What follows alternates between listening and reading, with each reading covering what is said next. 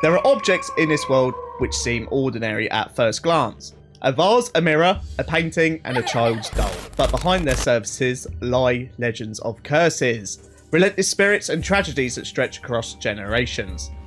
Some say these stories are just folklore. Others swear that they've seen the evidence with their own eyes. Tonight, me, John, and Ricky will dive into 5 of the most infamous cursed and haunted objects ever recorded. The Basano Vase, the Myrtles Plantation mirror, the Anguished Man Painting, the Dybbuk Box, and Robert the Doll. Each of these items left a trail of fear, unexplained phenomena, and death. So settle in and remember, what you're about to hear isn't just a legend. For some, it's a lived experience. Crafted in the 15th century in northern Italy, the Basano vase was made of fine silver. Historians believed it was intended as a wedding gift for a young bride from a wealthy family. But the night before her wedding, she was discovered dead. In her hands, the vase. No cause of death was ever determined. The vase was passed down through families, each owner falling to sudden misfortune.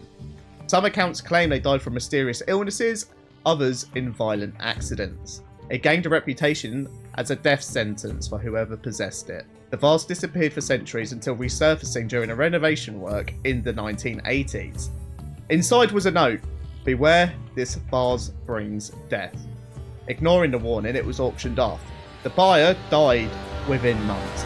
It passed to several others, each suffering fatal accidents soon after. Do you think they were actually doing anything practical when they owned the vase, like just filling it up with water and sticking some fucking flowers in, or what were they doing with the vase that caused them to have so much misfortune? Using it as an urn? Possibly, yeah. Defecating in it. Defecating in it? I mean, yeah. Police reportedly seized the vase and buried it in a secret location, refusing to display it in any museum. To this day, its whereabouts are unknown. Some whisper it wasn't destroyed, merely hidden, waiting to be found again. That is ominous, isn't it? Is that a word? Insidious is a better word for that. Ominous. Ominous. So do you have to touch it, or do you just have to look at it? By the sounds of it, you have to own it. What I don't get right is they found her dead with it, but she was still holding it. Yeah, it was in her hands, wasn't it? Yeah, I mean, usually when you die, you drop the shit you're holding. She would have done everybody a fucking favour then, wouldn't she? Well, yeah, so Yes. yeah, it's her fault, all of this. Yeah, I'm glad she's dead. Bitch. Would you reckon like someone killed her, then went, "Oh, let me put this vase on her"? Make it look a bit suspect. Yeah, they were very superstitious back in the 15th century. Maybe her she was a young bride due to get married. Maybe her groom husband to be killed her. Oh shit! What have I done? I know what I'll do. Let me just pop this vase on her corpse, and we will blame it on that. Yeah, see. Nice. Magic. And the other thing is, saying that the vase was passed down from family to family, and they all falling to sudden misfortune, wouldn't you have thought after about the third or second handover, they'd have thought, do you know what? We better not fucking do this anymore. There you go, Jimmy. Merry Christmas. Thanks, Grad. Thank you, Nanny. Thanks, Grad. I'm going to stick this on my fucking head and go for a swim later.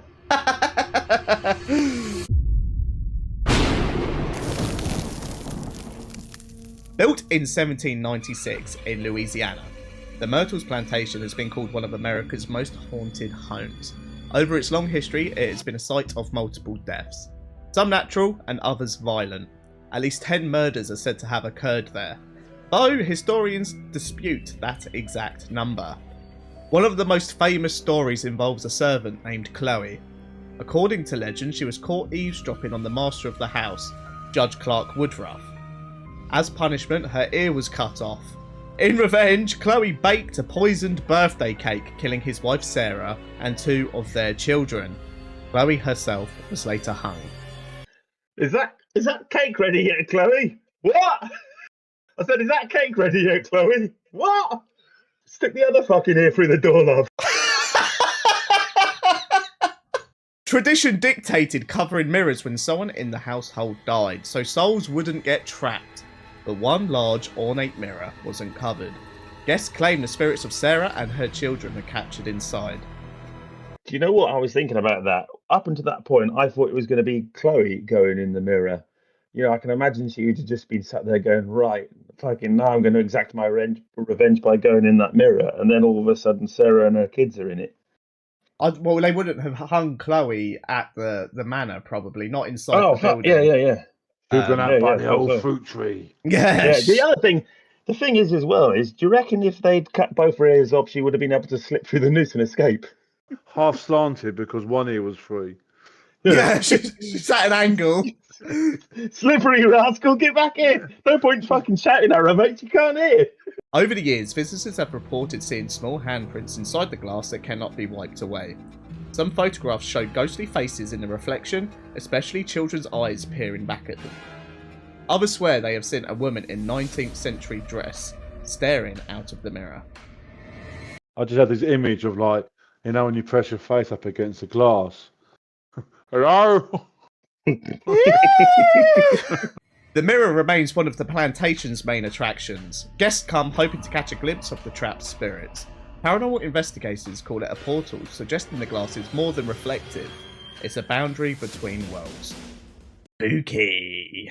It definitely is. I mean, mirrors are often perceived as being that, aren't they? As being like some kind of portal or gateway between. Gateway. Because there's that superstition, isn't there, where a child under the age of 1 shouldn't look in a mirror because it's a gateway to wherever.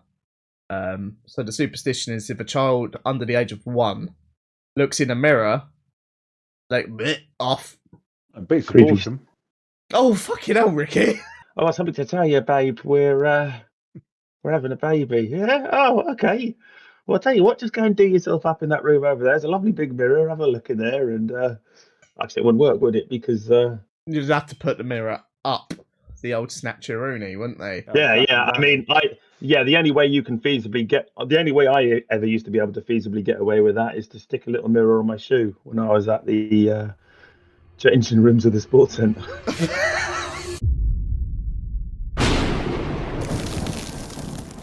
According to its current owner, the painting was created by an unknown artist who mixed his own blood into the oils.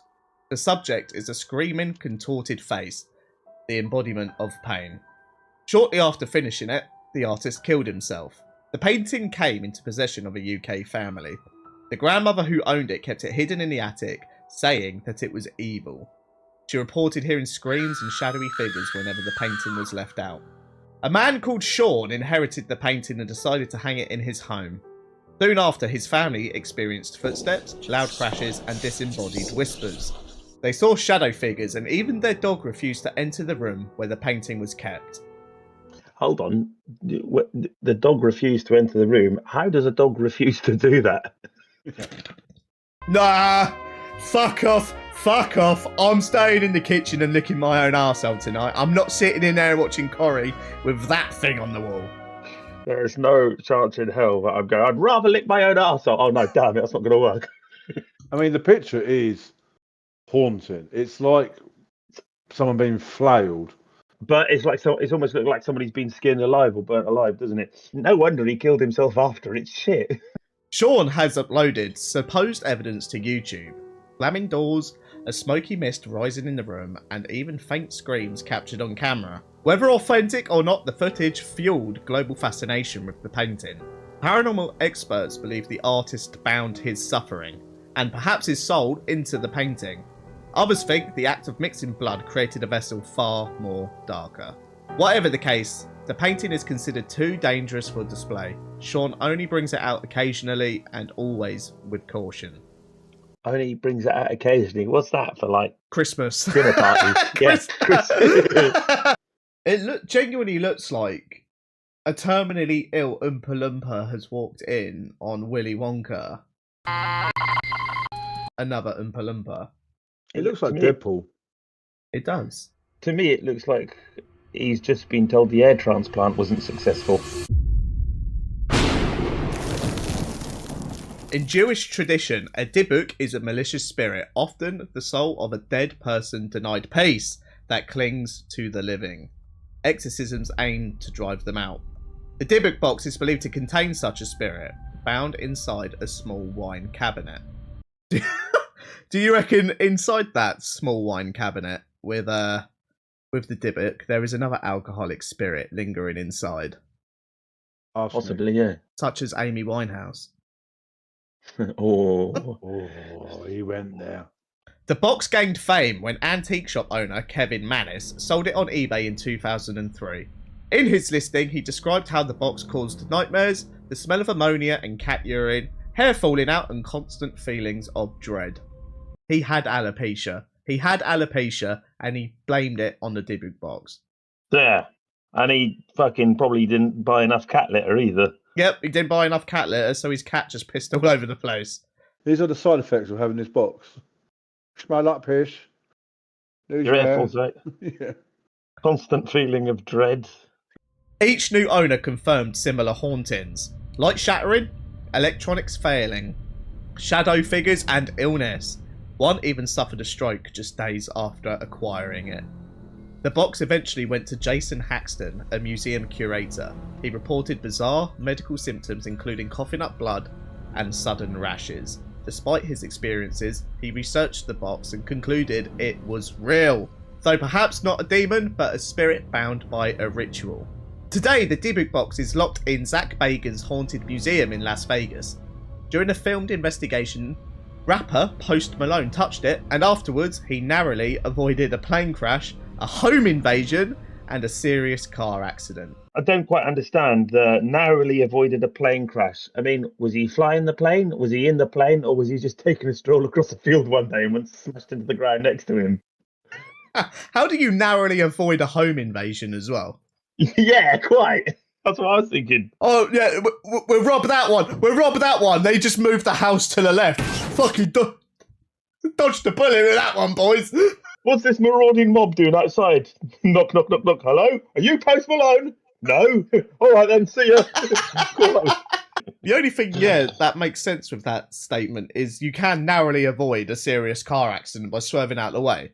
The other two, you can't really narrowly avoid it. You're either in a plane crash or your home gets invaded. You could narrowly avoid it if like the engine fails or like another plane's like about to have a head on and they don't. Or maybe they just mean like he didn't get on the plane and that plane crashed. How unlucky would you have to be in a plane collision? You shouldn't touch the fucking box. Yeah. Yeah. That's the whole moral of the story, Joe. I thought that's what you were trying to teach us. Like the vase, don't touch the box. Robert the Doll belonged to Robert Eugene Otto, a boy in Key West, Florida. The doll was said to be a gift from a Bahamian servant who practiced voodoo and may have cursed it.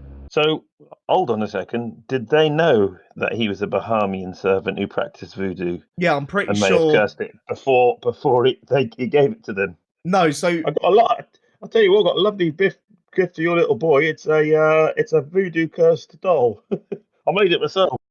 So one iteration of the story is obviously Robert belonged to quite a wealthy family, and the Bahamian servant was quite literally a servant, so probably treated quite badly. So he purposely gave their child a cursed doll just to fuck with them. Well, it said may have. I mean, how can it may have? You either have or haven't. Was his ear cut off as well? Oh, yeah, good point. Why did they cut his ear off? Yeah. Gene grew up with the doll, blaming it for broken toys, accidents, and mischief. His parents often heard him talking to Robert, and another deeper voice responding. Neighbours swore they saw the doll moving inside the house. That's fucking terrifying. Imagine having a small child and, they're playing with the doll, and you hear your child going, "Oh, yeah, oh, Robert, no, I don't want to do that. And you just hear a deeper voice from the same room going, "Don't be a little bitch. Get undressed right now." Your mum and dad have got a pistol in their bedside cabinet, and they've just told me you can play with it as much as you want. Go and bring it back here, and I'll show you how to take the safety off. Even as an adult, Gene kept Robert. Guests found the doll unsettling, and many claimed its expression changed when no one was looking. Some even heard it giggle. After Gene's death in 1974, Robert was donated to the Fort East Martello Museum. Almost immediately, visitors began reporting bad luck if they disrespected the doll. Car crashes, illnesses, divorces. everyone blamed it on Robert. Today, Robert's display case is surrounded by letters. Visitors write to the doll, apologising after mocking or photographing it without his permission, begging for their curse to be lifted.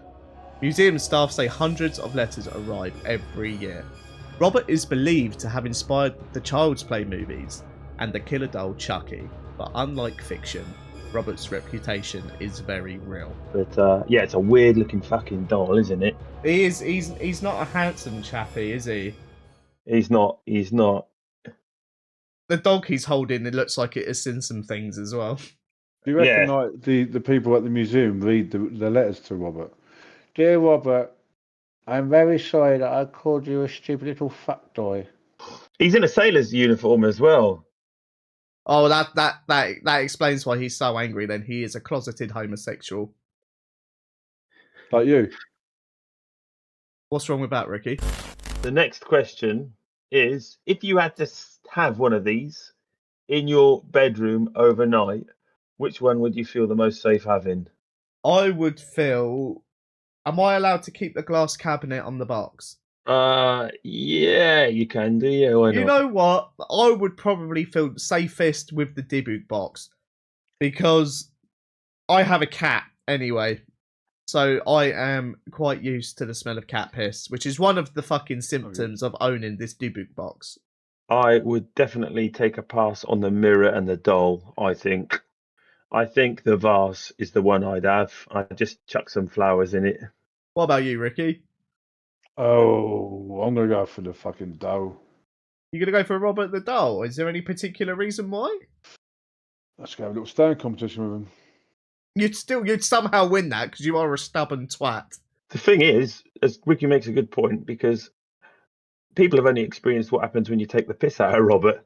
What if you Yeah. pay him compliments and make him like a nice sandwich and a cup of tea? He might like reward you with wealth or good fortune. He sat like a James Bond villain as well, isn't he? Ah, Mr. Bond, we meet again. From Italy's deadly vase to a sailor-suited doll in Florida, these cursed objects remind us of one terrifying truth. Sometimes the past doesn't stay buried. Whether you believe they hold spirits, curses, or simply bad luck, their stories have left scars across generations. So the next time you inherit an antique or see a strange item in a flea market, ask yourself, is it just an object or is it something more? Because once an object is cursed, you never truly own it. It owns you.